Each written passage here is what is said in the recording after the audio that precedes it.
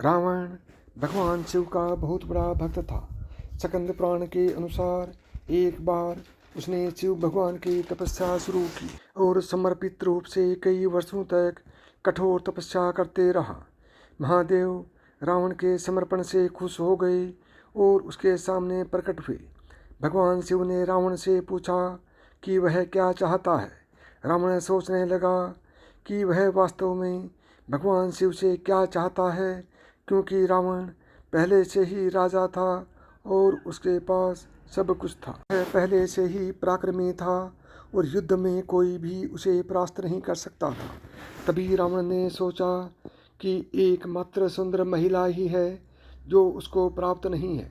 रावण को ज्ञात था कि ब्रह्मांड में सबसे सुंदर पार्वती देवी ही है और वो भगवान शिव की अर्धांगिनी है।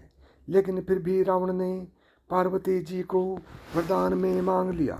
भगवान शिव तो भोलेनाथ हैं और भक्तों से प्रसन्न होकर कोई भी वरदान दे देते हैं। रावण के वरदान में पार्वती जी के मांगने के बाद भी शिव भगवान ने कुछ नहीं सोचा और अपनी सबसे प्रिय पार्वती जी को भोलेनाथ ने रावण को दे दिया।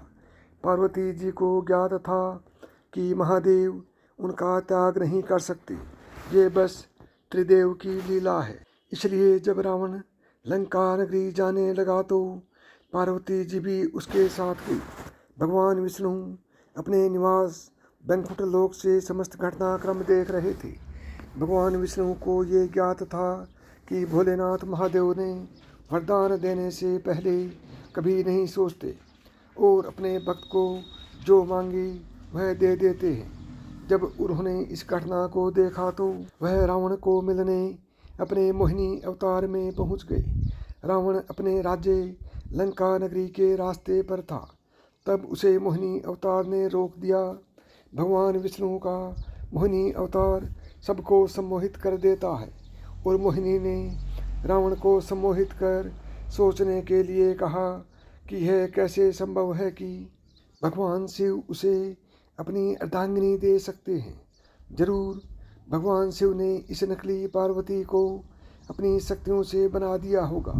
मोहिनी ने रावण को आश्वस्त कर दिया कि उसके साथ जो पार्वती है वो असली नहीं है और असली पार्वती को महादेव ने अपने आसन के नीचे छिपा दिया है। मोहिनी अवतार में भगवान विष्णु ने रावण को आश्वस्त कर दिया कि भगवान शिव ने उसे छला है। रावण क्रोधित होकर भगवान शिव के निवास कैलाश पर्वत पर वापस गया और असली पार्वती को लौटाते हुए भगवान शिव से कहा कि उसे उनके आसन के नीचे छिपी पार्वती ही चाहिए। भगवान शिव अंतर्यामी हैं, वे सब कुछ जानते थे। उन्होंने अपनी शक्ति से अपने आसन के नीचे से पार्वती जी के प्रतिरूप का निर्माण कर रावण को दे दिया। पार्वती जी के प्रतिरूप को लेकर रावण खुशी खुशी अपने लंका नगरी चला गया। जब रावण माता पार्वती को लंका की ओर लेकर जा रहा था, तभी मार्ग में रावण की मुलाकात नारद मुनि से हुई। नारद ने रावण को बताया कि वे माता पार्वती की छाया लेकर जा रहा है।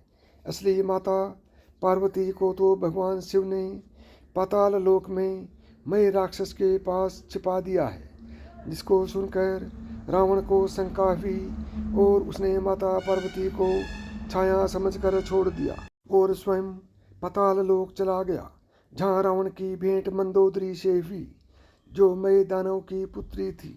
रावण मंदोदरी को देखकर उसकी ओर आकर्षित हो गया और उसने मंदोदरी की इच्छा के विरुद्ध उसके साथ बलपूर्वक विवाह कर लिया, जिसके बाद रावण लंका की ओर चला गया।